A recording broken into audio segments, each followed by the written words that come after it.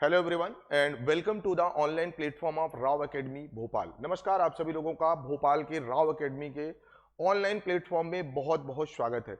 और जैसा कि आप लोगों को पता है, एमपीपीएससी 2025 का एग्जाम 16 फरवरी को होने वाला है। मतलब आने वाली जो 16 फरवरी है वहां पर हमारा एमपीपीएससी प्रीलिम्स का एग्जाम होने वाला है, ऐसा तय किया गया है। तो इस 16 फरवरी को होने वाले एमपीपीएससी प्रीलिम्स एग्जाम को टारगेट करते हुए राव एकेडमी भोपाल की तरफ से एक बहुत ही इंपॉर्टेंट सीरीज शुरू की गई है। यहां पर हम कंप्लीट जो हमारी 10 की 10 यूनिट है ना, उसे हम एमसीक्यू के माध्यम से करने वाले हैं, ठीक है ना। तो इस सीरीज में हम एमपीपीएससी एग्जाम को टारगेट करते हुए हर एक सब्जेक्ट को यूनिट वाइज एमसीक्यू के माध्यम से कंप्लीट करने वाले हैं। मतलब ये जो सीरीज है, ये जो क्लास है, आपके आने वाले MPPSC exam point of view से बहुत ही ज्यादा इंपॉर्टेंट होने वाली है। तो इस क्लास को आप सभी लोगों को ज्वाइन करना है, ठीक है। और साथ में ना इस क्लास को दोस्तों के साथ ज्यादा से ज्यादा शेयर भी करना है। तो चलिए देखिए, आज का इस क्लास में हम शुरू करने वाले हैं यूनिट नंबर 5।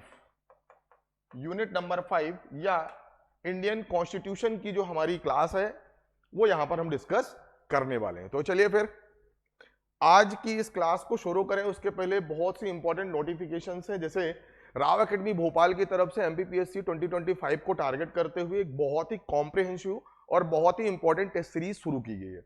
यहां पर इस दिए गए नंबर पर 8319618002 पर कॉल करके आप अपने लिए टेस्ट सीरीज बुक करवा सकते हैं। तो इस तरीके से आप टेस्ट सीरीज जरूर ज्वाइन करिए। देखिए, टेस्ट सीरीज का अपना एक बहुत ही ज्यादा इंपॉर्टेंस होता है। जैसे कि आप अपनी तैयारी को जांच सकते हैं कि आखिर मेरी तैयारी का क्या स्तर है, ठीक है ना। या फिर एग्जाम में जो होने वाली छोटी छोटी गलतियां हैं उनको ओवरकम कैसे करें, इन सब चीजों के बारे में या इन सब चीजों को ओवरकम करने के लिए टेस्ट सीरीज बहुत ही ज्यादा इंपॉर्टेंट होती है। देखिए आगे बढ़े, ये हमारे टेस्ट सीरीज का शेड्यूल है। हाँ, राव एकेडमी भोपाल की तरफ से बहुत ही डेडिकेटेड और टारगेटेड बैच भी चल रहे हैं। जैसे बुनियाद है, मंतव्य है, संपूर्ण है, सिद्धि है, संकल्प है। तो ये टारगेटेड बैच है। आप अपनी तैयारी के हिसाब से टारगेटेड बैच को ऑफलाइन और ऑनलाइन दोनों ही तरीके से ज्वाइन कर सकते हैं, ठीक है ना।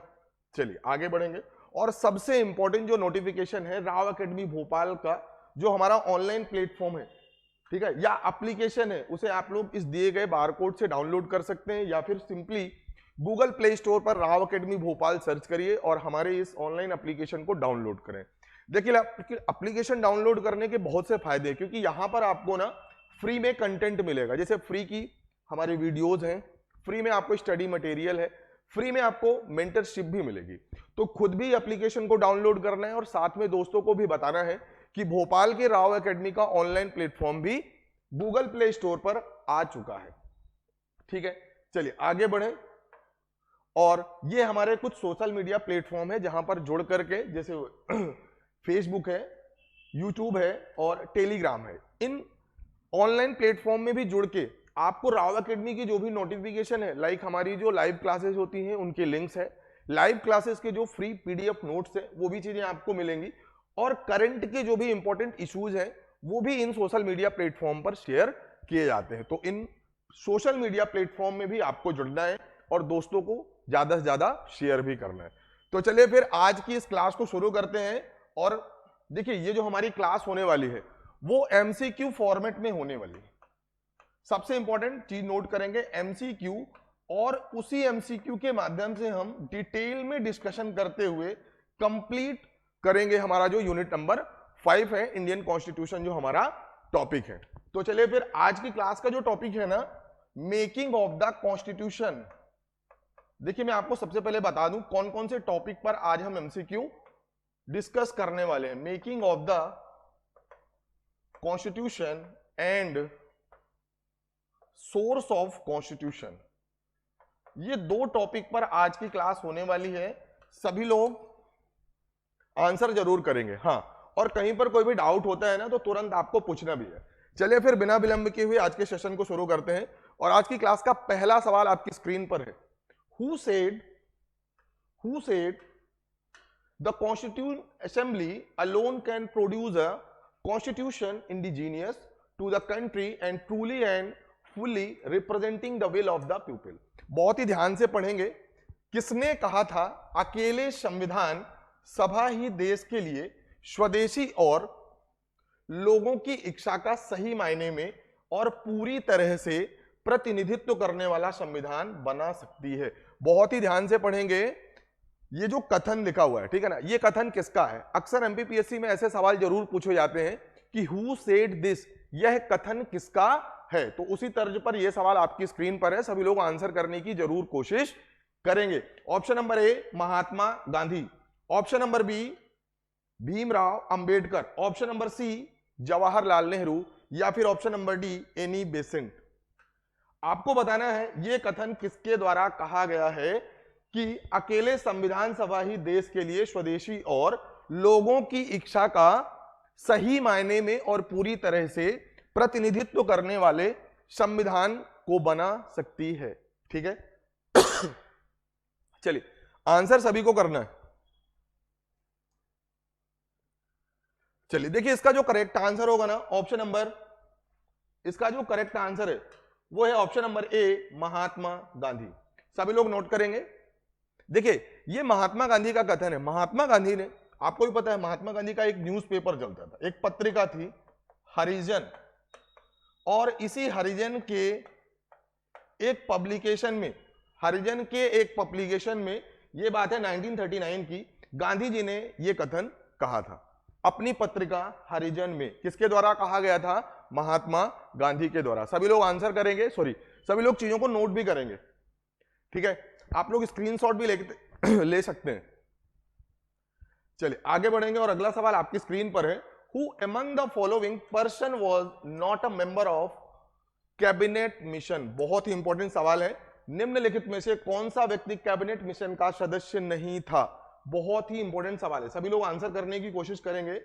हमें बताना है कि इन चारों में ये जो चारों ऑप्शन दिए गए, हमें बताना है कि कौन से व्यक्ति हैं जो कैबिनेट मिशन के सदस्य नहीं थे। Option number A William Wood, option number B Pethick Lawrence, option number C Stafford Cripps, और option number D AB Alexander.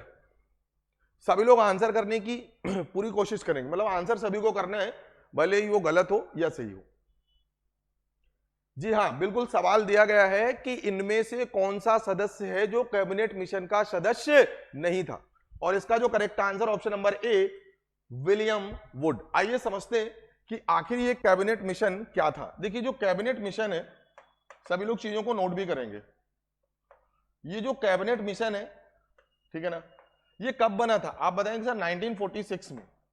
और यही कैबिनेट मिशन प्लान है जिसकी वजह से भारत में कॉन्स्टिट्यूएंट असेंबली का गठन किया गया। ये वही कॉन्स्टिट्यूएंट असेंबली है जिन्होंने भारत के संविधान को बनाया है, या जिसने भारत के संविधान को बनाया है। इसका गठन कब हुआ था? आप बताएंगे सर 9 दिसंबर 1946। इंपॉर्टेंट है।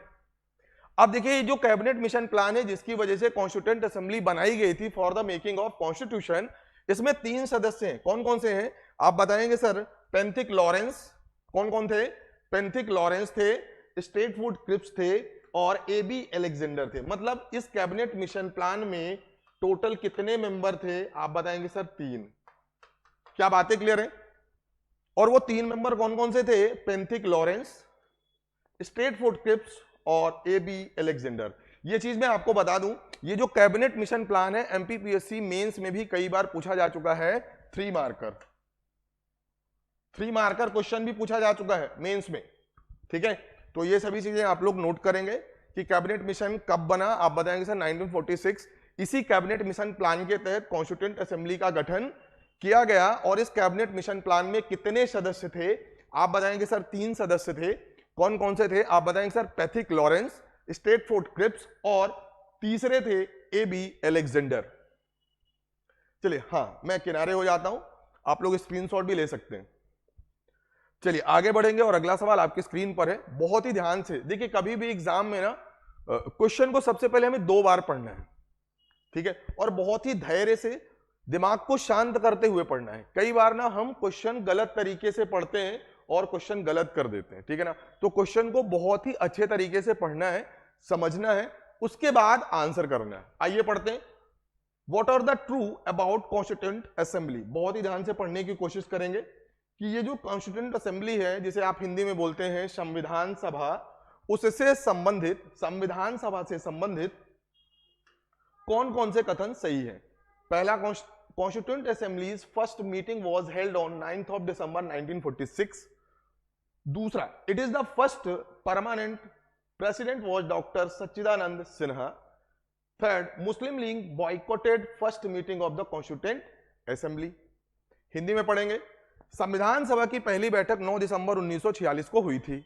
दूसरा कथन, इसके पहले स्थायी अध्यक्ष डॉक्टर सच्चिदानंद सिन्हा थे। और तीसरा है, मुस्लिम लीग ने संविधान सभा की पहली बैठक का बहिष्कार किया।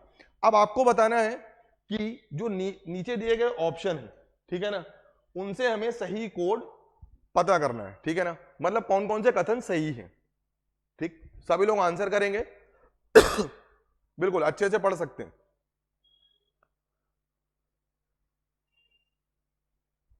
आइए क्वेश्चन को डिस्कस करते हैं, काफी डिटेल से समझेंगे।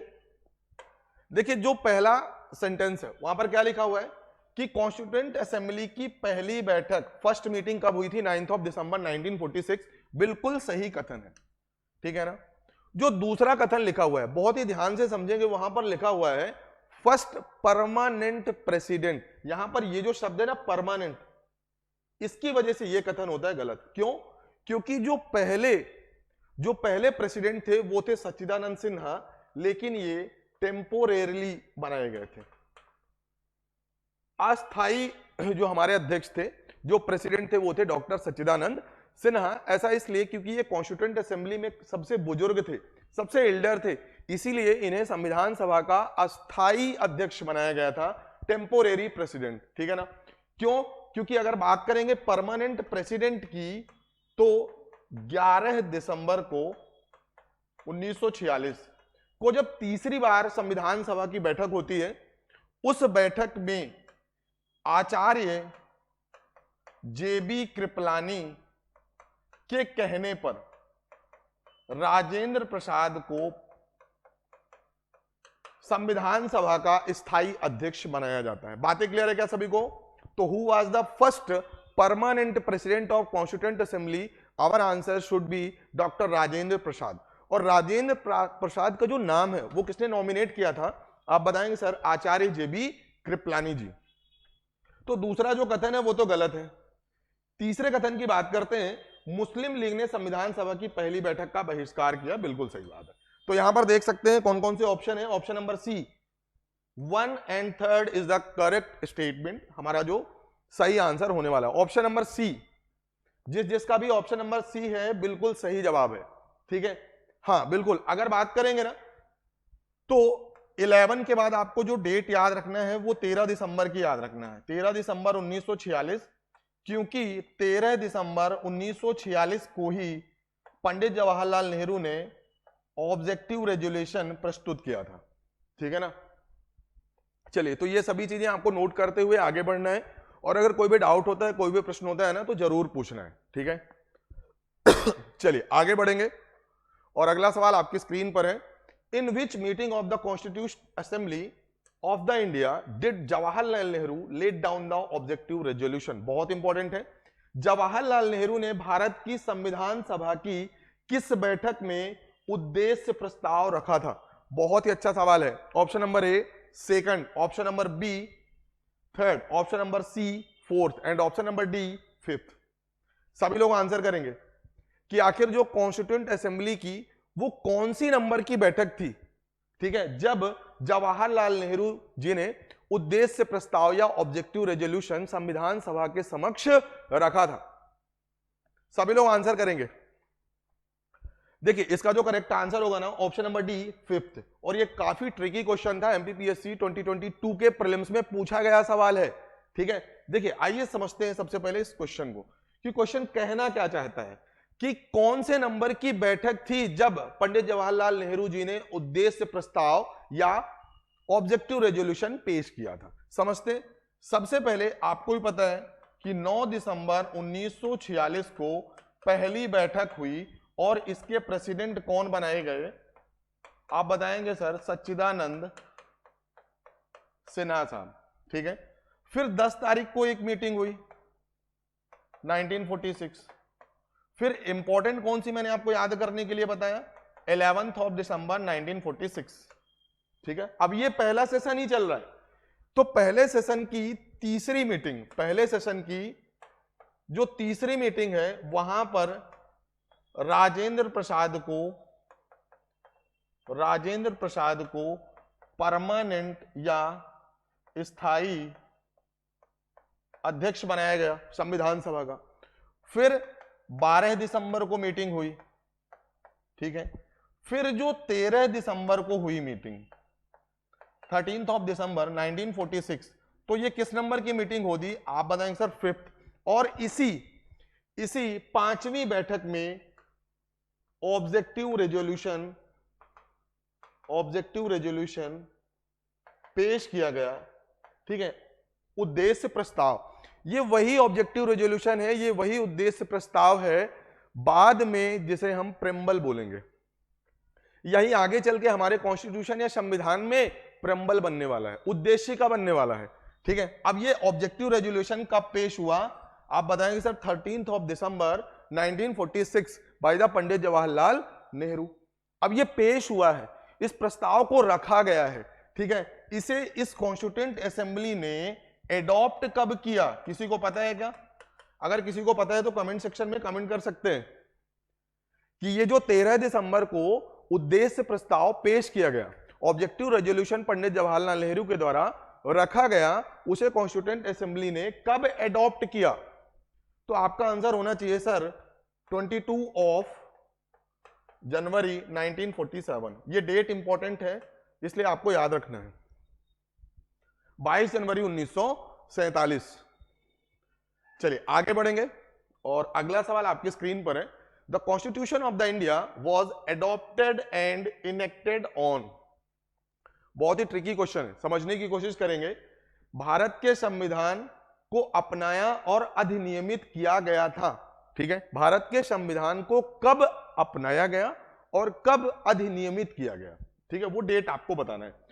Option number A 26 January 1950, option number B 11 February 1948, option number C 26 November 1949 and option number D none of the above. ठीक है, बहुत ही सिंपल सा क्वेश्चन है। चलिए मैं आप लोगों की हेल्प भी करता हूं। यहां पर अगर किसी को प्रेम्बल याद है तो उसका काम होने वाला है। अगर किसी को प्रेम्बल याद है तो वो बिल्कुल ही सही जवाब देने वाला है। चलिए इसका जो करेक्ट आंसर होगा ऑप्शन नंबर सी 26 नवंबर 1949। आइए समझते हैं कि जो प्रेम्बल है, प्रेम्बल के लास्ट में क्या लिखा हुआ है, in our constituent assembly do we hereby adopt, enact and give to, ठीक है ना। तो ये चीज, ये शब्द नोट किए गए, ये शब्द लिखे गए हैं प्रेम्बल में, ठीक है ना। Adopt, enact and give to our self this constitution. वहां पर कौन सी डेट लिखी हुई है, 26 नवंबर 1949। मतलब अगर आपसे कोई पूछेगा या सवाल अगर इस तरीके से पूछा जाएगा कि कॉन्स्टिट्यूशन को कब एडॉप्ट किया गया, तब भी आपका आंसर क्या होगा 26 नवंबर 1949। और अगर सवाल पूछा जाता है कि कब हमने एडॉप्ट किया, तो भी हमारा आंसर क्या होगा 26 नवंबर 1949। लेकिन अगर वहां पर यह चीज लिखी जाए इंग्लिश में, कमेंसमेंट, तब हमारा आंसर क्या होगा 26 जनवरी 1950। उम्मीद है बातें क्लियर होंगी। अगर कमेंसमेंट की बात की जाए तो फिर हम बताएंगे सर 26 जनवरी 1950।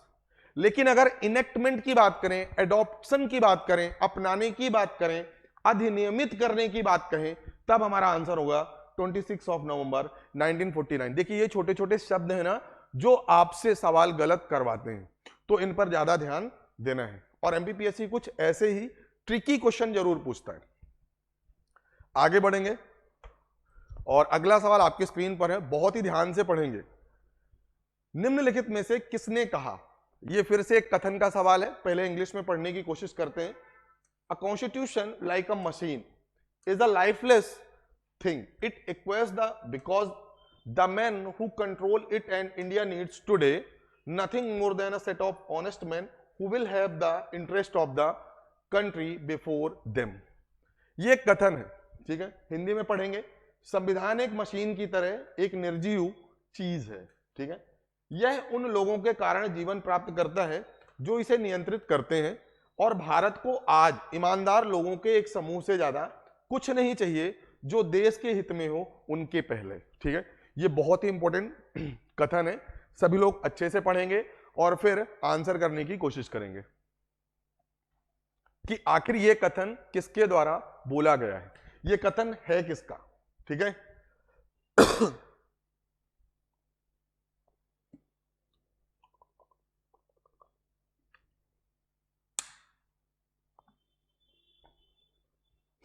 चलिए, तो देखिए इसका जो करेक्ट आंसर है option number A, doctor Rajendra Prasad. देखिए ये कथन है, इसमें कुछ समझने जैसा है नहीं, फिर भी मैं आपको बता दूं ये कथन कब का है।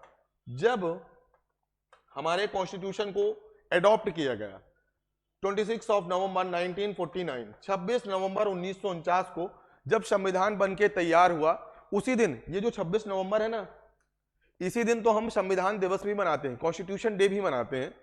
तो 26 नवंबर 1949 को अपने भाषण के दौरान, ठीक है, संविधान सभा के जो तत्कालीन अध्यक्ष थे डॉक्टर राजेंद्र प्रसाद जी, उन्होंने ये कथन बोला था, ठीक है। चलिए आगे बढ़ेंगे और अगला सवाल आपकी स्क्रीन पर है। Constituent assembly was Congress and Congress was India, who said this. बहुत ही सिंपल सा क्वेश्चन है कि आखिर जो संविधान सभा है वो कांग्रेस है और कांग्रेस ही भारत है, ऐसा कथन किसके द्वारा बोला गया। Option number A, Granville Austin. Option number B, CR Attlee. Option number C, Winston Churchill. और option number D, Lord Mountbatten. किसका कथन था कि कॉन्स्टिट्यूएंट असेंबली कांग्रेस है और कांग्रेस भारत है, ऐसा कोट या ऐसा कथन किसने दिया था। चलिए, तो इसका जो करेक्ट आंसर है option number A, Granville Austin. देखिए ग्रेनविल ऑस्टिन की एक बुक है और उस बुक का नाम है द इंडियन कॉन्स्टिट्यूशन।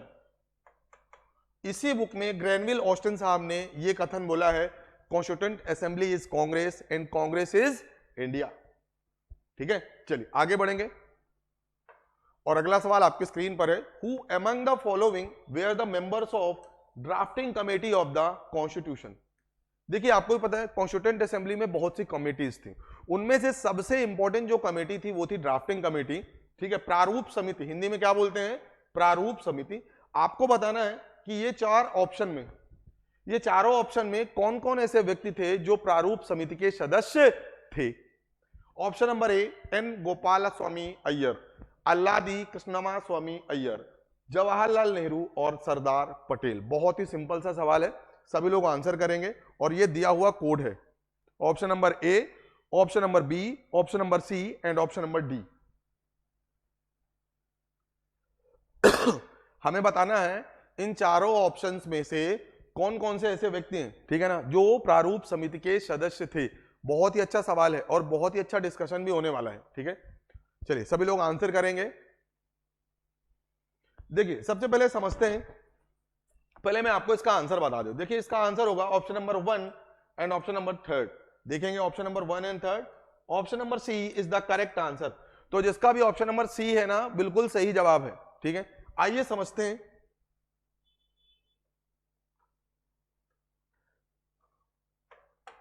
देखिए जो ड्राफ्टिंग कमेटी है, जो प्रारूप समिति है, जो प्रारूप समिति है, वो बनी कब थी। पहला पॉइंट सभी लोग नोट करेंगे, 29 अगस्त 1947। ये डेट इंपॉर्टेंट है, सभी लोग नोट करेंगे कि आखिर ड्राफ्टिंग कमेटी कब बनी थी, 29 अगस्त 1947 को। अब देखिए जो प्रारूप समिति है ना, उसके अध्यक्ष कौन थे, BR अंबेडकर साहब। संविधान को ड्राफ्ट करना, कॉन्स्टिट्यूशन की जो ड्राफ्टिंग है, जो प्रारूप है, जो मसौदा है, वो तैयार करने का जो क्रेडिट है, जो जिम्मेदारी थी, इसी प्रारूप समिति के पास थी। और इसके अध्यक्ष कौन थे, BR अंबेडकर साहब, इसका गठन कब हुआ? 29 अगस्त 1947। इसमें टोटल 7 मेंबर थे। कितने थे? टोटल 7 मेंबर थे, ठीक है, जिसमें से एक मेंबर तो आपको पता ही है, भीमराव अंबेडकर, वो चेयरमैन थे। और इसके अलावा 6 मेंबर कौन कौन से थे? मैं लिखने की कोशिश करूंगा, आप लोग भी नोट करेंगे। अल्लादी कृष्णमा स्वामी अय्यर, दूसरे थे एन गोपाल स्वामी अय्यर, तीसरे कौन थे? एम सादुल्ला, चौथे कौन थे?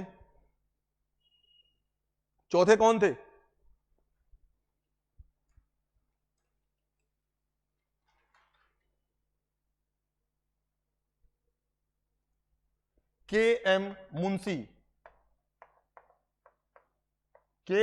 मुंशी। पांचवें कौन थे? बी एल मित्तर। ये चीजें नोट करेंगे, बी एल मित्तर, ये 5 हुए। और छठवें थे डीपी खेतान। लेकिन बाद में इनकी मृत्यु के बाद डीपी खेतान की जगह कौन आए थे? टीटी कृष्णमाचारी। तो टोटल कितने सदस्य थे? 6। और एक प्रेसिडेंट कौन? B R Ambedkar. अगर पूछेगा इंक्लूडिंग चेयरमैन, देखिए शब्दों का बिल्कुल आपको ध्यान रखना है। अगर पूछा जाए अध्यक्ष समेत कितने सदस्य थे? 7। और अध्यक्ष के हटा के कितने सदस्य थे? 6। ठीक है ना? क्या बातें क्लियर है सभी को? तो सरदार पटेल साहब और पंडित जवाहरलाल नेहरू प्रारूप समिति के सदस्य नहीं थे, ठीक है ना? यूनियन पावर कमेटी के जो चेयरमैन, जो अध्यक्ष थे, वो कौन थे? पंडित जवाहरलाल नेहरू। और सरदार पटेल किसके थे? फंडामेंटल राइट्स के, मौलिक अधिकार। चलिए आगे बढ़ेंगे और अगला सवाल आपकी स्क्रीन पर आने वाला है। Who was the chairman of national flag committee? बहुत इंपॉर्टेंट सवाल है और यहां पर भी बहुत ही अच्छा डिस्कशन होने वाला है। राष्ट्रीय ध्वज समिति के अध्यक्ष कौन थे? ऑप्शन नंबर ए सी राजा जी या Rajagopal Acharya ji, option number B doctor Rajendra Prasad, option number C JB Kripalani, और option number D doctor Bhimrao Ambedkar. बहुत ही अच्छा सवाल है। राष्ट्रीय ध्वज समिति के अध्यक्ष कौन थे? आंसर सभी को करेंगे। चलिए इसका जो करेक्ट आंसर है ना, option number B doctor Rajendra Prasad. देखिए अगर ऑप्शन में, ध्यान से समझेंगे, अगर ऑप्शन में पूछा गया है ना यहां पर, अगर ऑप्शन में यहां पर सरदार पटेल होते तो आंसर वो भी हो सकता था। आइए समझते हैं डिटेल से, क्योंकि यहां पर नेशनल फ्लैग कमेटी की बात की गई है, कॉन्स्टिट्यूएंट असेंबली की बात नहीं की गई है, ठीक है ना?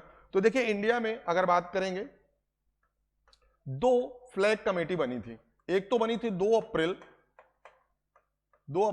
1931 कांग्रेस के कराची अधिवेशन या कांग्रेस का जो सेशन हुआ था 1931 में कराची में, एक फ्लैग कमेटी या झंडा समिति बनाई गई थी और उसके अध्यक्ष किसको बनाया गया? सरदार पटेल। बातें क्लियर है क्या? अब यहां पर कुछ मेंशन नहीं किया गया कि नेशनल फ्लैग कमेटी कब बनी, 1931 या 1947, ठीक है ना? एक बनाई गई 1947 में कॉन्स्टिट्यूएंट असेंबली के बाद, और इसके चेयरमैन कौन बनाए गए? डॉक्टर राजेंद्र प्रसाद। और ऑप्शन में भी है doctor Rajendra Prasad. So our answer will be the option number B doctor Rajendra Prasad. सभी लोग नोट करेंगे। बिल्कुल, ये जून में बनाई गई थी, जून 1947। तो 2 फ्लैग कमेटी बनाई गई एंशिएंट इंडिया में, या हम बोल सकते हैं कि हमारे फ्रीडम स्ट्रगल में। कौन कौन सी? एक बना 1931 कांग्रेस का जो कराची सेशन हुआ, और इसके चेयरमैन कौन थे? सरदार पटेल। और दूसरा और जो दूसरी कमेटी बनाई गई, जो दूसरी फ्लैग कमेटी थी, उसके चेयरमैन थे राजेंद्र प्रसाद। और ये कब बनी थी आप बताएंगे सर? जून 1947 में। चलिए आगे बढ़ेंगे और अगला सवाल आपकी स्क्रीन पर है। बहुत ही अच्छा सवाल है, सभी लोग पढ़ेंगे फिर आंसर करेंगे। Concurrent list included in the Indian constitution is given by, सभी लोग आंसर करेंगे। भारतीय संविधान में शामिल समवर्ती सूची कहां से ली गई है? बहुत ही अच्छा सवाल है। जो इंडियन कॉन्स्टिट्यूशन में कॉन्करेंट लिस्ट का प्रोविजन है समवर्ती सूची का जो प्रावधान है हमने किस देश से लिया है, ठीक है ना। सभी लोग आंसर करेंगे। Option number A Soviet Union, option number B Australia, option number C Italy and option number D Canada.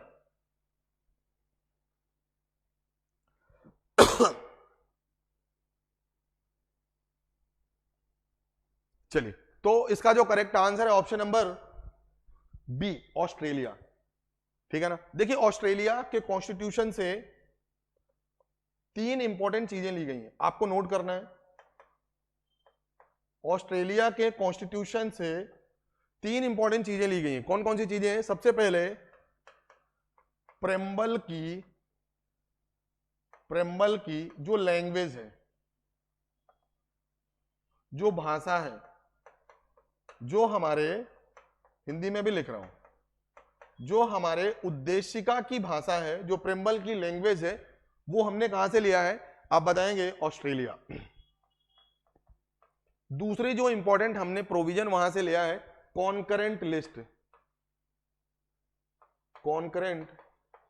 List, या समवर्ती सूची। आपको भी पता है कॉन्करेंट लिस्ट कहां पर मेंशन है? 7 शेड्यूल में।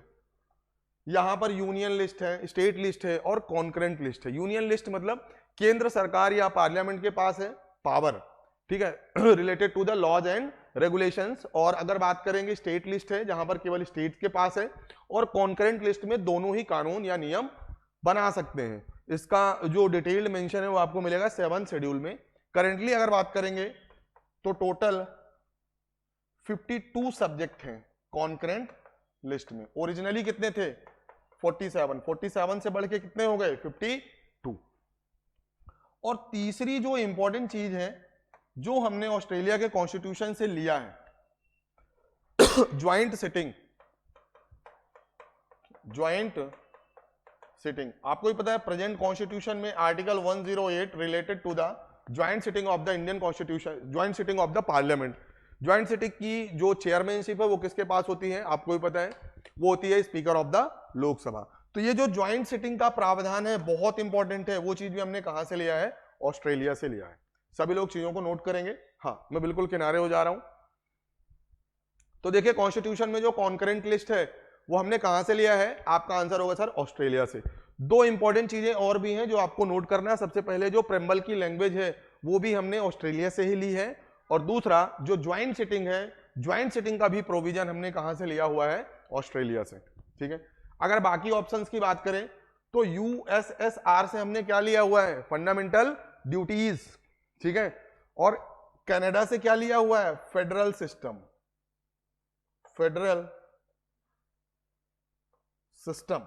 क्या बातें क्लियर है?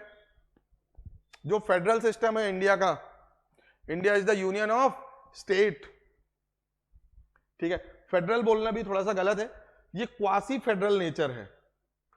क्वासी फेडरल, पूरी तरह से फेडरल नहीं है। चलिए आगे बढ़ेंगे, और अगला सवाल आपके स्क्रीन पर है, बहुत ही अच्छा सवाल है। The concept of the directive principle of the state policy in the Indian constitution has been adopted from. जो हमारे संविधान में राज्य के नीति निर्देशक सिद्धांत हैं, डायरेक्टिव प्रिंसिपल्स हैं, वो हमने किस देश से लिया है? मतलब हमारे जो कॉन्स्टिट्यूशन मेकर हैं उनके दिमाग में डीपीएसपी की जो अवधारणा है वो किस देश से आई, ठीक है ना। आखिर किस देश के संविधान से हमारे कॉन्स्टिट्यूशन मेकर या संविधान निर्माताओं को ऐसा लगा कि हमारे भी संविधान में डीपीएसपी या नीति निर्देशक सिद्धांत होना चाहिए, ठीक है। Option number A France, option number B Ireland, option number C Japan, या फिर option number D USSR. Answer सभी को करना है, बहुत ही सिंपल सा सवाल है, और कम से कम नहीं तो ऐसा बोलना है एमपीपीएससी जैसे एग्जाम में भी 10 बार से ज्यादा ये सवाल पूछा जा चुका है, ठीक है। चलिए इसका जो करेक्ट आंसर होगा ऑप्शन नंबर बी आयरलैंड।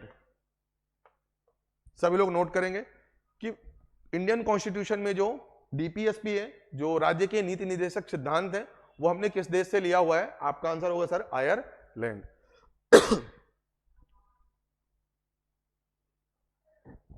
अब देखिए आयरलैंड से और भी 2 इंपॉर्टेंट चीजें हैं, ठीक है, डीपीएसपी के अलावा। सबसे पहले तो मेथड ऑफ प्रेसिडेंट इलेक्शन, ये चीज ली गई है। और दूसरा जो आपको याद रखना है, नॉमिनेशन ऑफ राज्यसभा। आपको पता है राज्यसभा में जो 12 सदस्यों का नॉमिनेशन होता है, जो 12 सदस्य मनोनीत किए जाते हैं, तो ये जो प्रोसेस है मनोनीत करने की, ये जो प्रक्रिया है वो भी हमने कहां से लिया हुआ है, आयरलैंड से। अगर बात करेंगे फ्रांस में, तो फ्रांस से हमने लिबर्टी प्रेम्बल में एक शब्द है ना लिबर्टी, फ्रेटर्निटी भाईचारा एंड इक्वलिटी की बात की गई है। तो ये तीनों शब्द लिबर्टी, इक्वलिटी एंड फ्रेटर्निटी, ये हमने कहां से लिया है, फ्रांस से। जापान से प्रोसीजर एस्टैब्लिश्ड बाय लॉ, कोई भी प्रक्रिया होगी देश में वो बिना नियम के तहत नहीं होगी, पहले उस पर एक कानून बनाया जाएगा, उसके बाद ही उसे अधिनियमित किया जाएगा। बातें समझ में आएगा। फॉर एग्जाम्पल जैसे मान के चलिए कि सरकार टैक्स बढ़ाना चाहती है, तो सबसे पहले टैक्स से रिलेटेड एक फाइनेंशियल बिल होगा, उस पर एक्ट बनेगा, कानून बनेगा, उसके बाद ही टैक्स को बढ़ाया जाएगा या घटाया जाएगा। मतलब इस देश में कोई भी चीज है ना, वो बिना नियम या बिना कानून के नहीं होगी, कहना ये चाहता। और ये चीज हमने कहां से ली है, जापान से। यूएसएसआर से आपको भी पता है फंडामेंटल ड्यूटीज ली गई हैं। ये सभी चीजें आपको नोट करना है, ठीक है।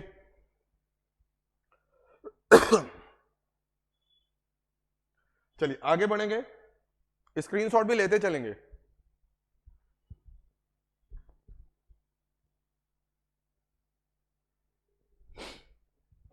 आगे बढ़े और अगला सवाल आपकी स्क्रीन पर है, बहुत ही अच्छे से ध्यान से पढ़ेंगे।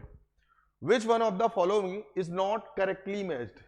देखिए एक तरफ लिखा हुआ है प्रोविजन, मतलब संविधान के जो प्रावधान है, और दूसरी तरफ वो किस देश से लिए गए हैं, ठीक है। तो आपको बताना है कि कौन सा पेयर है जो करेक्टली मैच नहीं है, कौन सा जोड़ा है जो सही सुमेलित नहीं है। सबसे पहले देखते हैं fundamental rights USA, option number B में देखेंगे DPSP Ireland, option number C residual power of the centre Australia, option number D emergency power Germany. Hindi में देखेंगे मौलिक अधिकार यूएसए, राज्य के नीति निदेशक सिद्धांत आयरलैंड, केंद्र की अवशिष्ट शक्तियां ऑस्ट्रेलिया, ऑप्शन नंबर डी आपातकालीन शक्तियां जर्मनी। अब हमें बताना है कि कौन सा जोड़ा है, कौन सा पेयर है जो सही सुमेलित नहीं है। ऑप्शन नंबर ए है, ऑप्शन नंबर बी है, ऑप्शन नंबर सी है, या फिर ऑप्शन नंबर डी है। देखिए आइए समझते हैं। देखिए फंडामेंटल राइट्स है वो कहां से लिया गया है, यूएसए से। डीपीएसपी अभी अभी हमने थोड़ी देर पहले ही देखा आयरलैंड से, मतलब ये ऑप्शन भी सही है, ऑप्शन नंबर बी भी सही है। जो residual power of the centre है वो ऑस्ट्रेलिया से नहीं लिया गया। तो आखिर सवाल है कहां से लिया गया, आपका आंसर होगा सर कनाडा। कहां से लिया गया, कनाडा। और इमरजेंसी पावर कहां से ली गई है, जर्मनी। बिल्कुल सही है। तो option number C will be the correct answer. जो भी केंद्र की अवशिष्ट शक्तियां हैं वो ऑस्ट्रेलिया से नहीं ली गई हैं, वो कनाडा से ली गई हैं। क्या बातें क्लियर है सभी को? चलिए अब कुछ और भी बातें कर लेते हैं। जैसे यूएसए से बहुत सारी चीजें ली गई हैं, फंडामेंटल राइट। दूसरी कौन सी इंपॉर्टेंट चीज ली गई है, जुडिशियल रिव्यू, ठीक है। तीसरी इंपॉर्टेंट चीज जो यूएसए से ली गई है, प्रेसिडेंट का इलेक्शन या प्रेसिडेंट। दूसरा इंपीचमेंट,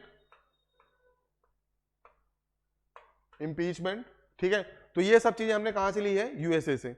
अगर बात करेंगे, ठीक है, बाकी चीजें तो हम डिटेल में डिस्कस कर ही चुके हैं।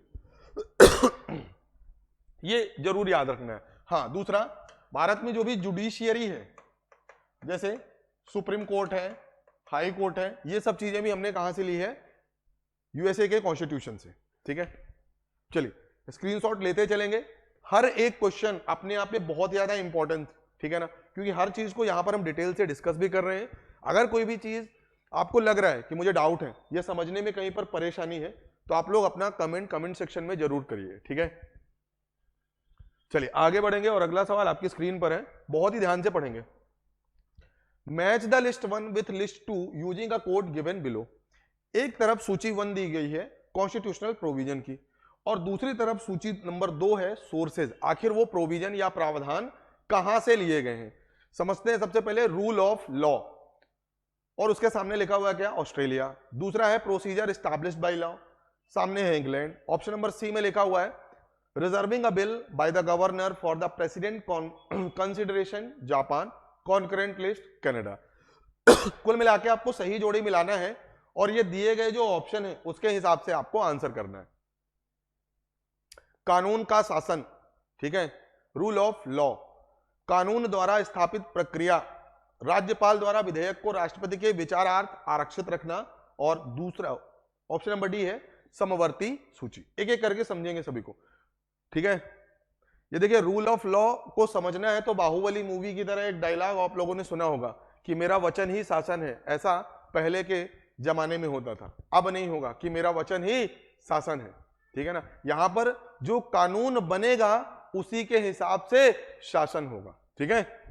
पहले कानून बनाया जाएगा फिर शासन होगा। और ये बात हमने कहां से ली है, भारत के संविधान में जो रूल ऑफ लॉ है वो इंग्लैंड या ब्रिटेन के कॉन्स्टिट्यूशन से हमने लिया है। So option number A will be connected to, ठीक है। प्रोसीजर एस्टैब्लिश्ड बाय लॉ, अभी हमने थोड़ी देर पहले ही देखा है जापान, मतलब option number 3 will be paired with the option number B. Reserving of a bill governor for the president consideration, अब देखिए जो फेडरल नेचर है, फेडरल नेचर मतलब गवर्नर की जो पोजीशन है, गवर्नर की जो अपॉइंटमेंट है वो सेंट्रल गवर्नमेंट करती है। मतलब सेंट्रल गवर्नमेंट का रिप्रेजेंटेटिव या प्रतिनिधित्व कौन करता है स्टेट में, गवर्नर। अब गवर्नर किसी भी बिल को प्रेसिडेंट के कंसिडरेशन के लिए रखता है, मतलब this is the federal nature of the constitution. और ये कहां से लिया गया है, कनाडा। कनाडा मतलब C is paired with the option number 4 and D concurrent list, सभी को पता है कहां से लिया गया है, Australia. So our answer is 2, 3, 4 and 1। 2, 3, 4 and 1, option number D will be the correct answer. सभी लोग आंसर करेंगे, सॉरी आंसर का स्क्रीनशॉट भी लेंगे। ठीक है। अच्छा, ब्रिटेन या इंग्लैंड से और कौन कौन सी चीजें ली गई हैं, जैसे पार्लियामेंट्री जो सिस्टम है, जो कैबिनेट का कॉन्सेप्ट है, जो सिंगल सिटीजनशिप की बात की गई है, सिंगल या एकल नागरिकता की बात की गई है, ये सब चीजें भी हमने कहां से लिया हुआ है, ब्रिटेन के संविधान से, ठीक है। और सबसे अच्छी चीज जो हमें ब्रिटेन के कॉन्स्टिट्यूशन से मिलती है वो है रूल ऑफ लॉ, ठीक है ना। नियम का ही शासन होगा, पहले कानून बनेंगे फिर उसके बाद शासन होगा, ठीक है ना। ऐसा नहीं कि मेरा वचन ही शासन है। चलिए आगे बढ़ेंगे और अगला सवाल आपकी स्क्रीन पर है। Under which of the following act legislative council of the India received the power to discuss the budget. बहुत इंपॉर्टेंट सवाल है और ये जो टॉपिक है ना, कॉन्स्टिट्यूशनल डेवलपमेंट बोलते हैं या फिर हिस्टोरिकल बैकग्राउंड, कि अचानक से ही तो हमारे संविधान निर्माताओं के दिमाग में संविधान बनाने की बात आई नहीं होगी। इसके पहले भी अंग्रेजों ने बहुत सारे नियम बनाए, बहुत सारे कानून बनाए। That was the historical background, ऐतिहासिक रूप से एक बैकग्राउंड बनाया गया था। मतलब आजादी के पहले भी बहुत से अधिनियम या बहुत से एक्ट आए थे, उन्हीं से रिलेटेड है कि किस एक्ट या किस अधिनियम के तहत, ठीक है ना, जो लेजिस्लेटिव काउंसिल ऑफ इंडिया थी उसे भी बजट में डिस्कस करने की बात बोली गई कि हाँ भैया आप भी बजट में डिस्कस कर सकते हो, आपको भी ये अधिकार दे दिया गया। Option number A Indian council act 1861, option number B Indian council act 1892, option number C Indian council act 1909, option number D government of India act 1990, ठीक है। तो बताना है किस अधिनियम के तहत लेजिस्लेटिव काउंसिल को बजट पर डिस्कस करने की पावर दी गई, ठीक है। चलिए देखिए इसका जो correct answer option number B 1892 का जो हमारा इंडियन काउंसिल एक्ट था। इंडियन काउंसिल एक्ट 1892 के तहत ही भारतीयों को, या बोल सकते हैं जो लेजिस्लेटिव काउंसिल ऑफ इंडिया थी ना, उसे केवल और केवल डिस्कस करने की बात बोली गई। इंपॉर्टेंट है, नोट करें, केवल आप डिस्कस कर सकते हैं किसी भी फाइनेंशियल बिल पर, या किसी भी बोल सकते हैं जो बजट है उस पर आप केवल डिस्कस कर सकते हैं, ठीक है। और आपके पास राइट टू वोट नहीं था। राइट टू, ये चीज नोट करेंगे सभी लोग, भारतीयों के पास या लेजिस्लेटिव काउंसिल ऑफ इंडिया के पास राइट टू वोट नहीं था।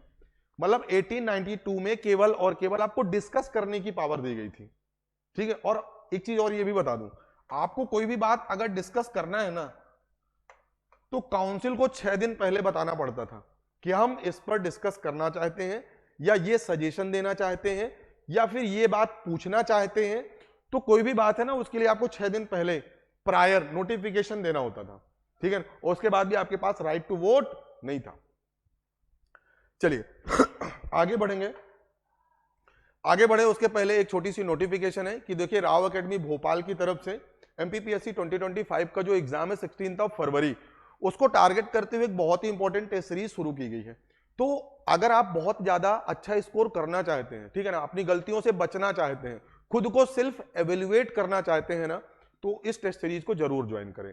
टेस्ट सीरीज को आप ठीक है ना ज्वाइन कर सकते हैं सेंटर में आके, या फिर इस दिए गए नंबर पर कॉल करके भी खुद को रजिस्टर कर सकते हैं। 8319618002 ये नंबर है, ठीक है।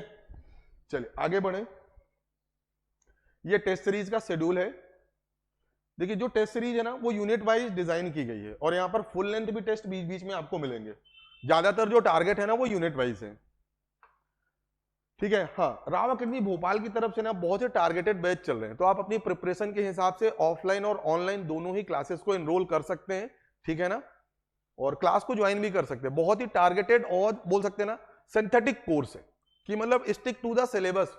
जिस भी एग्जाम की आपको प्रिपरेशन करना है, या फिर आपको अंडर ग्रेजुएट जो भी हमारे ग्रेजुएट कोर्सेज है ना, जैसे 3 साल का एनसीईआरटी बैच है, तो कुछ इस तरीके के कॉम्प्रिहेंसिव बैच भी ज्वाइन कर सकते हैं। 1 ईयर के जो भी टारगेटेड बैच है उनको भी ज्वाइन कर सकते हैं। मेंस टारगेटेड जो कोर्स होते हैं, मान के चलिए आपका प्रीलिम्स हो रहा है पर मेंस नहीं हो पा रहा, तो उसके लिए भी टारगेटेड बैच है, ठीक है ना। चलिए, सबसे इंपॉर्टेंट ये है कि ये हमारा जो बार कोड है ना, वो आपको सीधा लेके जाएगा राव एकेडमी भोपाल के जो एप्लीकेशन है, ठीक है ना। तो या तो बार कोड को आप लोग स्क्रीनशॉट ले लीजिए, यहां से भी आप लोग राव एकेडमी भोपाल का जो हमारा ऑनलाइन प्लेटफॉर्म है ना, जो एप्लीकेशन है, उसको डाउनलोड कर सकते हैं। खुद भी डाउनलोड करना है और दोस्तों को भी सजेस्ट करना है। देखिए, डाउनलोड करने के बहुत से फायदे हैं, जैसे फ्री में आपको वीडियोस मिलेंगी, लेक्चर्स मिलेंगे, फ्री में नोट्स मिलेंगे, और फ्री का मेंटरशिप प्रोग्राम भी रहेगा। तो ये बहुत सारी चीजें हैं जो आपको फ्री में मिलने वाली हैं। खुद भी इसका फायदा उठाना है और अपने दोस्तों के साथ ज्यादा से ज्यादा शेयर भी करना है, ठीक है। चलिए आगे बढ़ेंगे। और ये हमारे सोशल मीडिया प्लेटफॉर्म है, लाइक फेसबुक है, यूट्यूब है और टेलीग्राम है। यहां पर जुड़ के आपको राव एकेडमी से रिलेटेड, राव एकेडमी जो हमारी भोपाल की है ना, तो उससे रिलेटेड जो भी नोटिफिकेशन है, लाइक है लाइव क्लास की नोटिफिकेशन, या फिर करंट इश्यूज है जो एग्जाम पॉइंट ऑफ व्यू से इंपॉर्टेंट है, या फिर लाइव क्लास की जो पीडीएफ नोट्स हैं, ये सब चीजें आपको कहां पर मिलेंगी? हमारे टेलीग्राम चैनल या फिर यूट्यूब चैनल पर। तो खुद भी इन चैनल को ज्वाइन करना है। और सबसे इंपॉर्टेंट बात, कभी भी किसी भी चीज का ना फायदा अकेले नहीं लेना, दोस्तों के साथ ज्यादा से ज्यादा शेयर भी करना है, ठीक है। चलिए आगे बढ़ेंगे। और अगला सवाल हमारी स्क्रीन पर दिख रहा है, which act for the first time made it possible for the Indians take some share in the administration of their country. Simple सी बात है, सवाल ये पूछना चाह रहा है, जो सवाल में हमारे कवि हैं वो आपसे ये पूछना चाह रहे हैं कि भारत में जो प्रशासन था, उसमें भारतीयों की शुरुआत या भारतीयों की एंट्री किस अधिनियम के बाद शुरू होती है? बात समझ में आई क्या? कि ब्रिटिश के जमाने में जो सरकारी नौकरी है, जो बड़े बड़े पद हुआ करते थे, क्लास 2 क्लास 1 ऑफिसर, उसमें भारतीयों की जो एंट्री है वो कब से मानी जाती है? सभी लोग आंसर करेंगे।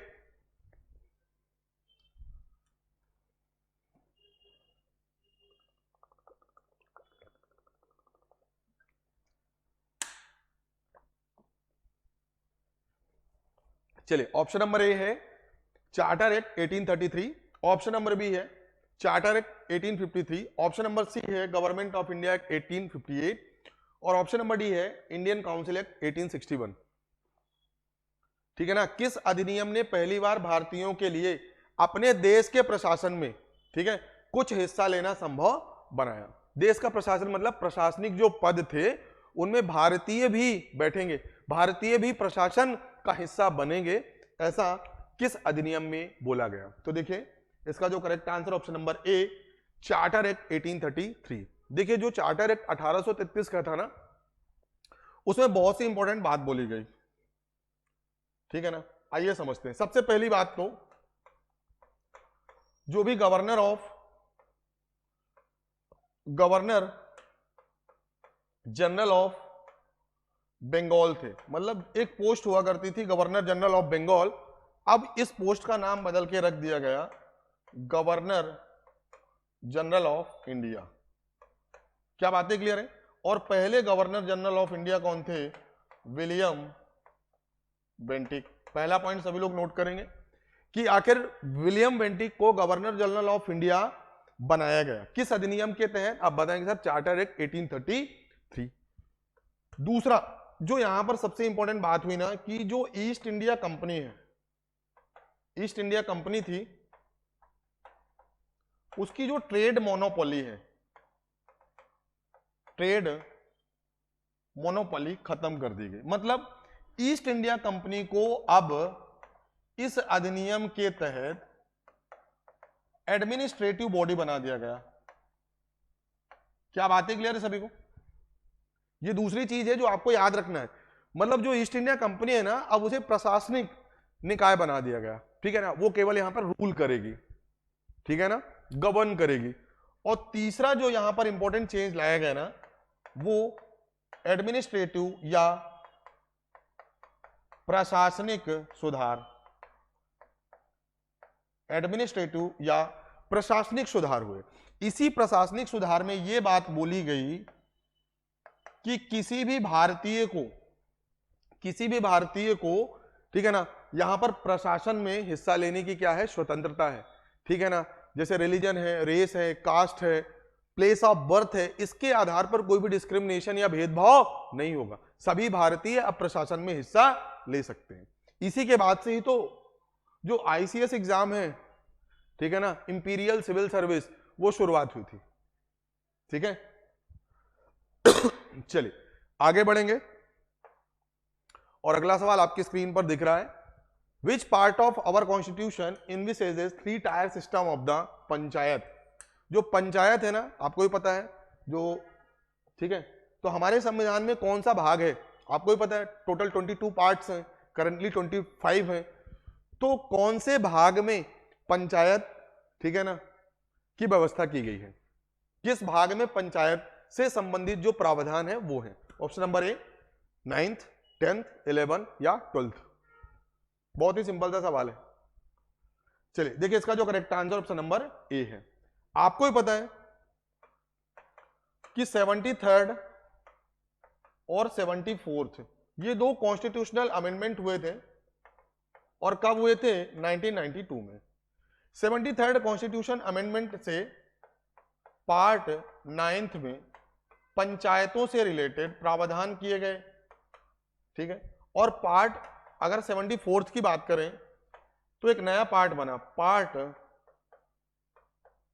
9th ए, ठीक है ना, और यहां पर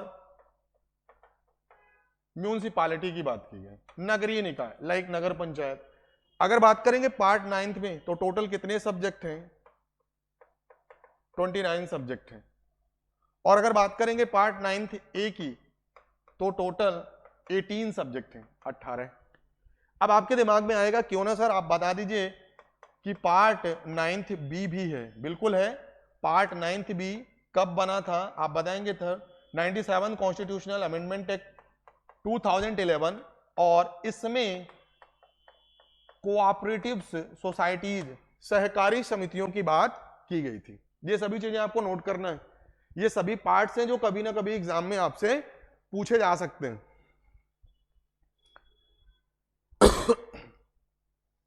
चलिए अगर मैं पूछूंगा पार्ट 10th में किसकी बात बोली गई है तो आप बताएंगे सर शेड्यूल्ड ट्राइब की बात की गई है, ठीक है ना,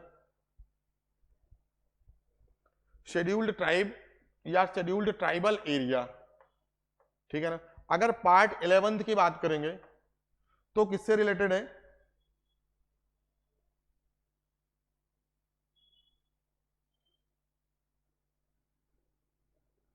रिलेशन जो है ना, आप लोगों ने पढ़ा होगा centre state relation, centre state relation.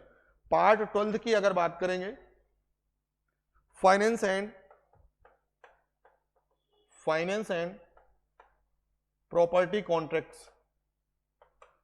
ये सभी चीजें इंपॉर्टेंट है, ठीक है। चलिए ये स्क्रीनशॉट भी लेते चलेंगे, एग्जाम में ये चीजें डायरेक्टली पूछी भी गई हैं और आगे भी पूछे जाने की पॉसिबिलिटीज हैं। आगे बढ़ेंगे और अगला सवाल आपकी स्क्रीन पर दिख रहा है, which one among the following is not correctly matched. ये पेयर दिए गए हैं, एक तरफ प्रावधान है और दूसरी तरफ वो प्रावधान किस पार्ट का हिस्सा है या किस भाग में है, संविधान के किस भाग में है, और अकॉर्डिंगली आपको बताना है कि कौन सा जो पेयर है, कौन सा जोड़ा है वो सही सुमेलित नहीं है। Option number A citizenship part 2, option number B union territories part 7, option number C municipalities part 9 थे, option number D election part 15। ठीक है, हिंदी में भी दिया हुआ है ऑप्शन, आंसर सभी को करना है, ठीक है ना, चाहे वो गलत हो या सही हो। इंसान वही है ना जो अपनी गलतियों से सीखे। वो इंसान ही क्या जो कभी किसी बोलते हैं ना कि वो इंसान ही क्या जिसने कभी गलती ही ना की। इंसान बना ही है गलतियां करने के लिए, लेकिन एक बार करने के बाद दोबारा ना हो, उस गलती से हमें कुछ ना कुछ सीखना है, ठीक है ना। मतलब गलतियां करने के लिए तो बना ही है, साथ में गलतियों से सीखने के लिए बना है। चलिए, तो इसका जो करेक्ट आंसर होगा ना option number B union territories. देखिए जो यूनियन टेरिटरीज है वो पार्ट 8 में है, भाग 8 में है, ना कि 7 में है, ठीक है। बाकी सभी ऑप्शन करेक्टली मैच्ड हैं, ठीक है। इंपॉर्टेंट है, बहुत इंपॉर्टेंट है। आर्टिकल 15 इलेक्शन से संबंधित है, और भी बहुत से इंपॉर्टेंट पार्ट्स हैं, लाइक पार्ट 14 किससे रिलेटेड है, यूपीएससी, स्टेट पीएससी और ज्वाइंट पीएससी, ठीक है। अगर बात करेंगे इंपॉर्टेंट पार्ट्स में, पार्ट 17 ऑफिशियल लैंग्वेज, जो हमारी आधिकारिक भाषाएं हैं। अगर बात करेंगे पार्ट 18 इमरजेंसी के बारे में यहां पर प्रावधान है। तो ये बहुत ही इंपॉर्टेंट जो हमारे पार्ट्स हैं उसके बारे में ये चीजें भी आपको नोट करते चलना है। चलिए, तो इसका जो करेक्ट आंसर होगा ना ऑप्शन नंबर बी। देखिए जो केंद्र शासित प्रदेश है उसके बारे में पार्ट 8 में मेंशन किया गया है, भाग 8 ना कि भाग 7। आगे बढ़ेंगे और अगला सवाल आपकी स्क्रीन पर दिख रहा है, match the list 1 with list 2 and select the correct answer from the code given below. एक तरफ सूची 1 है और दूसरी तरफ सूची 2 है, ठीक है ना। तो एक तरफ लिखा हुआ है आपका क्या, प्रावधान, कॉन्स्टिट्यूशनल जो हमारे प्रोविजन है, और दूसरी तरफ ये प्रावधान संविधान के किस भाग में है, अकॉर्डिंगली आपको सही जोड़ी बनाना है, ठीक है। तो option number A fundamental rights हैं, option number B fundamental duties हैं, option number C the union है, और option number D emergency provision है। चलिए आइए मिलाने की कोशिश करते हैं। आपको भी पता है फंडामेंटल जो राइट्स है ना वो पार्ट 3 में है, मतलब the option number A will pair with 2। Fundamental duties है वो कहां पर है, पार्ट 4 ए, मतलब option number B will be pair with option number 1। The union आपको भी पता है पार्ट 5 में है, option number C will be paired with 4th। And emergency provision कहां पर है, पार्ट 18 में है, so option number D will be paired with the 3rd। देख सकते हैं कौन सा ऑप्शन है, 2143, 2143, option number A will be the correct answer. सभी लोग आंसर यहां पर देख भी लेंगे, समझ भी लेंगे, कोई डाउट होगा तो पूछेंगे भी।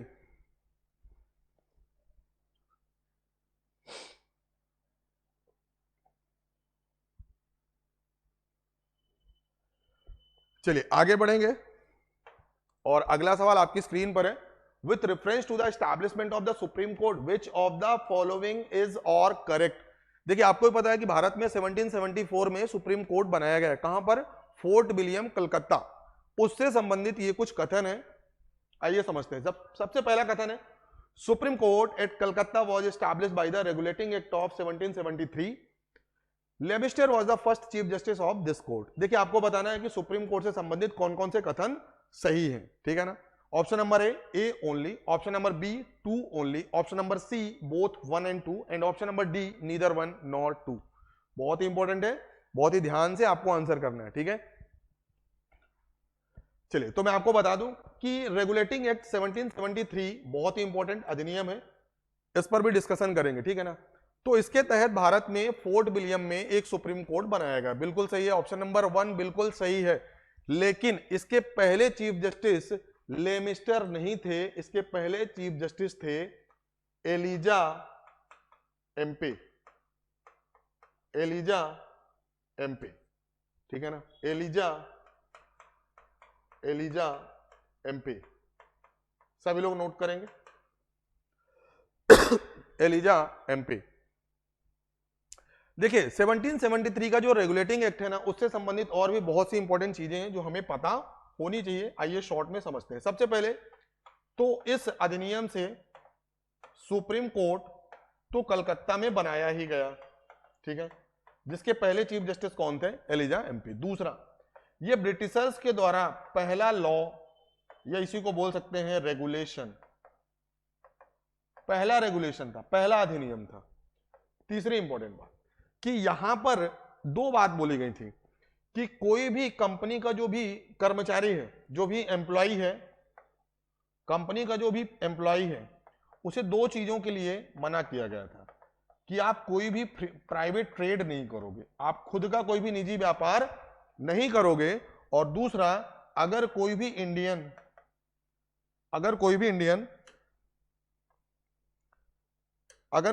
आपको कोई ब्राइब देते हैं या कोई भी गिफ्ट देते हैं, कोई भी राजा महाराजा, तो वो आपको नहीं लेना है। ये तीन चीजें। और साथ में कंपनी पर देख रेख या कंपनी पर अपना कंट्रोल बनाने के लिए ना, यहां पर कोर्ट ऑफ डायरेक्टर एक ग्रुप बनाया गया था, कोर्ट ऑफ डायरेक्टर, ठीक है ना। हाँ, सबसे इंपॉर्टेंट बात जो मैं आपको बताना भूल गया, इसी रेगुलेटिंग एक्ट 1773 के तहत जो भी गवर्नर ऑफ बंगाल थे, उसे एक नया पद या उसे एक नया नाम दिया गया, गवर्नर जनरल ऑफ बंगाल। और पहले गवर्नर जनरल ऑफ बंगाल कौन थे, वॉरेन हेस्टिंग्स, ठीक है ना। और फर्स्ट गवर्नर ऑफ बंगाल कौन थे, रॉबर्ट क्लाइव। चलिए, तो इतनी सारी बातें हैं जो आपको नोट करना है या जो आपको पता होनी चाहिए रेगुलेटिंग एक्ट 1773 के बारे में। एग्जाम में इतनी चीजें आपसे पूछ सकता है कि गवर्नर जनरल ऑफ बंगाल किस अधिनियम के तहत, 1773, पहली बार कोर्ट ऑफ डायरेक्टर 1773, ठीक है, किस अधिनियम के तहत एम्प्लॉय कोई भी प्राइवेट ट्रेड या किसी भी इंडियन से गिफ्ट नहीं ले सकते थे, आप बताएंगे sir, regulating act of 1773 prohibits the employ of the company for taking bribe और gift from the Indian natives या प्रिंसली स्टेट्स। चलिए आगे बढ़ेंगे और अगला सवाल आपकी स्क्रीन पर है, ऑप्शन नंबर ए देख सकते हैं। देखिए, एक तरफ सूची 1 है और दूसरी तरफ सूची 2 है। एक तरफ लिखा हुआ है क्या, अधिनियम का नाम, और दूसरी तरफ हमें बताना है कि एक तरफ लिखा हुआ है प्रोविजन और दूसरी तरफ लिखा हुआ है कि वो प्रोविजन किस अधिनियम के तहत लाया गया, ठीक है ना, और हमें सही जोड़ी मिलाना है। जैसे देख सकते हैं, board of control, supreme court का establishment, permission of the English missionaries to work in India, appointment of the law member in the governor general council, और देख सकते हैं उधर तरफ रेगुलेशन है। अकॉर्डिंगली आपको आंसर भी करना है, ठीक है ना, सही जोड़ी मिलाना है। आइए समझते हैं सवाल को ध्यान से। देखिए, सबसे पहले बोर्ड ऑफ कंट्रोल, आपको भी पता है, बोर्ड ऑफ कंट्रोल और कोर्ट ऑफ डायरेक्टर को अलग कब किया गया था, पिट्स इंडिया एक्ट 1784, इसी को भी बोला जाता है ना एक्ट ऑफ, हाँ चलिए, तो पिट्स इंडिया एक्ट 1784 में बोर्ड ऑफ कंट्रोल और कोर्ट ऑफ डायरेक्टर को अलग कर दिया गया था। सो option number A will be paired with the 2। अभी अभी हमने देखा सुप्रीम कोर्ट की स्थापना कलकत्ता में की गई, फोर्ट विलियम में, किसके तहत, रेगुलेटिंग एक्ट 1773, मतलब option number B will be paired with option number 1। English missionaries को कब परमिशन दी गई भारत में काम करने के लिए, चार्टर एक्ट ऑफ 1813, बहुत इंपॉर्टेंट है और यह सिंगल तरीके से भी पूछा जा चुका है। सिंपल सा क्वेश्चन था, इंग्लिश मिशनरीज को भारत में वर्क करने के लिए कब परमिशन मिली, चार्टर एक्ट 1813, ठीक है ना। So option number C will be paired with the third option. Appointment of the law member in the governor general council, option number D 1833। और पहले लॉ मेंबर कौन थे, अगर आपसे पूछा जाए गवर्नर जनरल काउंसिल में पहले लॉ मेंबर कौन थे? Lord Macaulay. लॉर्ड मैकाले बहुत इंपॉर्टेंट है। पहले भारतीय लॉ मेंबर कौन थे? सत्येंद्र सिन्हा। ठीक है, सत्येंद्र प्रसाद सिन्हा। चलिए, तो देखिए क्वेश्चन की जो डाइवर्सिटी है ना, कुछ इस तरीके से घुमा फिरा के पूछते हैं। कई बार सही जोड़ी, कई बार डायरेक्टली क्वेश्चन पूछा जाएगा, कई बार आपसे पूछा जाएगा कौन सा जोड़ा या कौन सा पेयर गलत है। चलिए आगे बढ़ेंगे और अगला सवाल आपकी स्क्रीन पर है।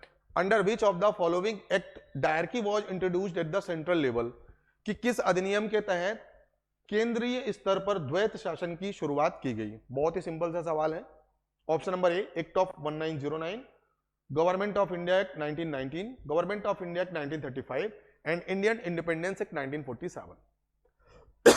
देखिए डायरकी का मतलब क्या होता है, मैं आपको समझा दूं कि दो तरीके के सब्जेक्ट बनाना। एक को बोलते थे हम आरक्षित या रिजर्व सब्जेक्ट, और दूसरे को बोलते थे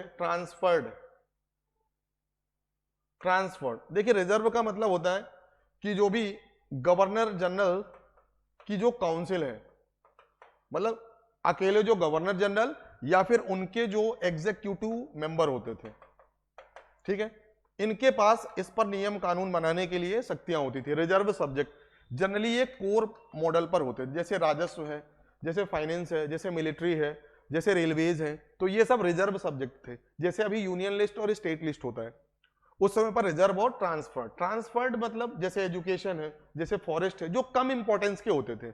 और इसके लिए किसके पास पावर होती थी? लेजिस्लेटिव जो काउंसिल थी, लेजिस्लेटिव काउंसिल ऑफ इंडिया। तो जो डायरकी है, ये जो द्वैत शासन है, दो तरीके का शासन था कि कुछ कुछ विषयों पर गवर्नर जनरल नियम बनाएंगे और कुछ कुछ विषयों पर लेजिस्लेटिव काउंसिल। तो ये सेंटर में कब आया था? ठीक है ना, सभी लोग आंसर करेंगे।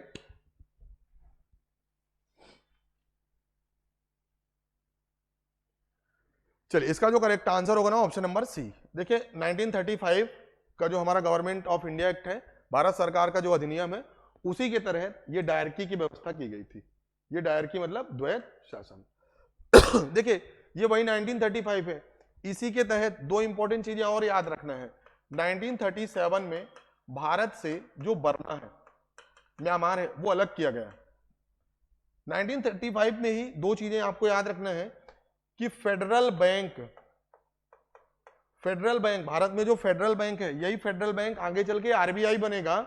ठीक है ना, इसकी स्थापना की गई और इसके जो पहले गवर्नर बने वो थे, नाम याद रखेंगे, ओसबोर्न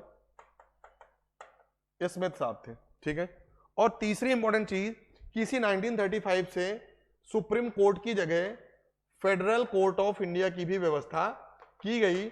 और इस फेडरल कोर्ट ऑफ इंडिया के पहले जज कौन थे? मॉरिस गायर। सभी लोग नोट करेंगे। इतनी सारी चीजें हैं जो गवर्नमेंट ऑफ इंडिया एक्ट के बारे में आपको पता होनी चाहिए।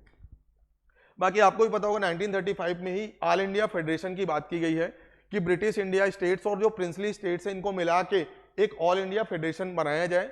ये बात भी 1935 में है। इमरजेंसी प्रोविजंस की बात की गई है, रेजिडेरी पावर की बात की गई है। तो ये बहुत सारे प्रोविजन है जो हमारे प्रेजेंट कॉन्स्टिट्यूशन में हमने 1935 से लिए हुए हैं। ठीक है, चलिए आगे बढ़ेंगे और अगला सवाल बहुत ही अच्छा है।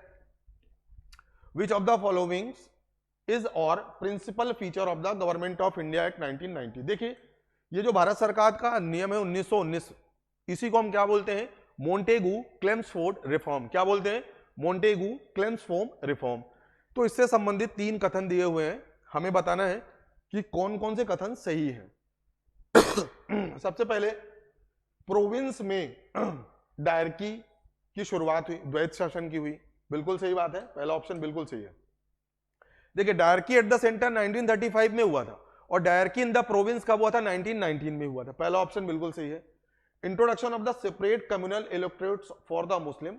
देखिए मुस्लिम्स के लिए जो कम्युनल इलेक्टोरेट की बात की गई, ठीक है ना, जब सबसे पहले कम्युनल इलेक्टोरेट की बात की जाती है ना, तो वो तो पहले ही हुआ जा चुका है 1909 में। उसे हम क्या बोलते हैं? Morley Minto reform. इसीलिए तो लॉर्ड मिंटो को हम क्या बोलते हैं, फादर ऑफ कम्युनल रिप्रेजेंटेशन, ठीक है ना। तो ये ऑप्शन तो बिल्कुल सही है भैया, सॉरी गलत है, क्यों, क्योंकि 1919 में जो कम्युनल रिप्रेजेंटेशन की बात केवल हिंदू और मुस्लिम तक थी, 1919 में उसे और भी बढ़ा दिया गया, जैसे सिख के लिए, जैसे एंग्लो इंडियंस के लिए, जैसे इंडो क्रिश्चियंस के लिए। तो ये जो रिजर्वेशन है, जो कम्युनल रिप्रेजेंटेशन है, वो इन तक और भी बढ़ा दिया गया। कम्युनल रिप्रेजेंटेशन मतलब हिंदू हिंदू को वोट करेगा और मुस्लिम मुस्लिम को वोट करेगा, that was the communal representation. इसी को तो बोलते थे ना कि फूट डालो और शासन करो। तो भारत में कम्युनल रिप्रेजेंटेशन के जनक कौन है, लॉर्ड मिंटो। और 1909 में जो इंडियन काउंसिल एक्ट है 1909, उसमें ऑलरेडी ही कम्युनल रिप्रेजेंटेशन की बात की जा चुकी थी, ये बात 1919 की नहीं है। सो ऑप्शन नंबर बी या ऑप्शन नंबर जो सेकंड है ना, वो गलत है।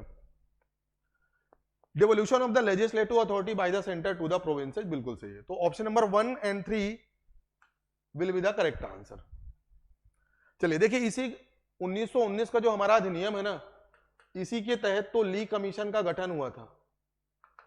ली कमीशन, तभी तो जाके 1919 में यूपीएससी की स्थापना हुई, सॉरी 1926 में यूपीएससी की स्थापना हुई थी। ठीक है, किस कमीशन के तहत, ली कमीशन के तहत। चलिए आगे बढ़ेंगे और अगला सवाल, विच of the following acts introduced bicameral legislature is the centre, बहुत इंपॉर्टेंट है, किस अधिनियम के तहत सेंटर में बाइकैमरलिज्म हुआ, ठीक है। चलिए इसका जो करेक्ट आंसर होगा ऑप्शन नंबर सी। देखिए बाइकैमरलिज्म पहले समझ लेते हैं।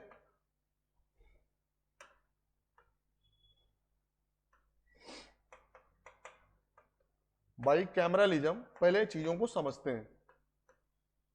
बाइकैमरल का मतलब होता है हिंदी में द्विसदनात्मक, द्विसदनात्मक। जैसे अभी है ना लोकसभा राज्यसभा, अभी केवल सेंटर में है ना, और कुछ कुछ राज्यों में है कि लेजिस्लेटिव काउंसिल और लेजिस्लेटिव असेंबली। तो कुछ कुछ राज्यों में है द्विसदनात्मक और केंद्र में तो है ही। उस टाइम पर सबसे पहले अगर बात करेंगे ना बाइकैमरलिज्म, अगर सेंटर की बात करेंगे केंद्र में, तो ये बात कब शुरू हुई थी, गवर्नमेंट ऑफ इंडिया एक्ट 1919, ठीक है। और अगर बात करेंगे स्टेट की, या इसी को बोलते थे हम प्रोविंस, तो ये प्रावधान आया गवर्नमेंट ऑफ इंडिया एक्ट 1935। ये दो चीजें हैं, दोनों ही इंपॉर्टेंट, ठीक है ना। स्टेट में कब शुरू हुआ या सेंटर में 1919 का जो भारत सरकार का अधिनियम था, और प्रोविंस में कब शुरू हुआ 1935 में। ये चीजें नोट करेंगे, ठीक है। अच्छा, बाइकैमरलिज्म उम्मीद है समझ में आ गया होगा। द्विसदनात्मक मतलब जैसे लोकसभा राज्यसभा है, ठीक है ना, राज्य की विधानसभा और विधान परिषद है, तो वो द्विसदनात्मक होती है व्यवस्था, ठीक है। चलिए तो यहां से आज का ये जो हमारा सेशन है ना वो कंप्लीट होता है, ठीक है ना। सेशन कंप्लीट करने से पहले एक बार फिर से मैं आपको बताना चाहूंगा कि राव एकेडमी भोपाल का जो हमारा ऑनलाइन एप्लीकेशन है ना, उसको डाउनलोड करने के लिए आप इस बारकोड का उपयोग कर सकते हैं। तो बारकोड का स्क्रीनशॉट भी ले लीजिए, या फिर सिंपली गूगल प्ले स्टोर पर जाइए और राव एकेडमी भोपाल को सर्च करके डाउनलोड कर लीजिए, ठीक है। क्योंकि आगे की आने वाली जो भी हमारी क्लासेस होने वाली है ना, वो इसी एप्लीकेशन पर होंगी। फ्री में आपको वीडियोस मिलेंगी, फ्री में स्टडी मटेरियल मिलेगा, फ्री की मेंटरशिप जो प्रोग्राम्स है ना वो भी आपको मिलेगी। तो इन सब चीजों का फायदा उठाने के लिए ना आप राव एकेडमी भोपाल के एप्लीकेशन को खुद भी डाउनलोड करिए और दोस्तों के साथ ज्यादा से ज्यादा शेयर करिए। तो चलिए फिर आज की इस क्लास को यहीं पर समाप्त करते हैं। उम्मीद है कि आपको आज की क्लास बहुत अच्छी लगी होगी, बहुत सारी चीजें आपको सीखने को मिली होंगी। हाँ, अब इस क्लास की जो भी पीडीएफ नोट्स है ना वो हमारे राव एकेडमी का जो टेलीग्राम चैनल है वहां पर आपको मिल जाएगी। तो ये पूरे के पूरे जो क्वेश्चंस हैं और जो भी क्लास की पीडीएफ है वो आपको हमारे टेलीग्राम चैनल पर मिल जाएगी। So thank you class and wish you all the best.